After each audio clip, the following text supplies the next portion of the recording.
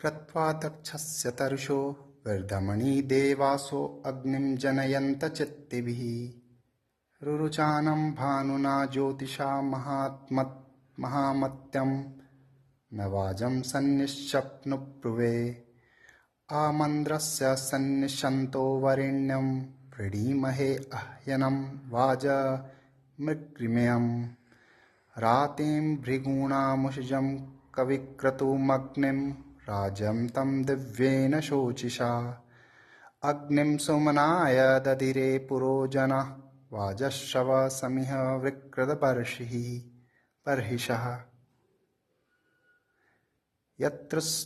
यत्रुच्चः सुरुचं विश्वे देव्यं रुद्रं यज्ञानां मपसां पावकशोचे तव हि क्षयं परिहोतर्यज्ञेषु वृक्तबर्हिषो नरः अग्नेदुव इच्छमानास आप्यमुपासते द्रविणं देवि तप्तेभ्यः आरोदसी अप्रणदा स्वर्णं हज्जातं यदेनमपसो अधारयन्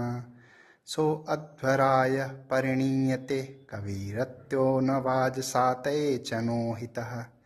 नमस्यत हव्यदातिम्।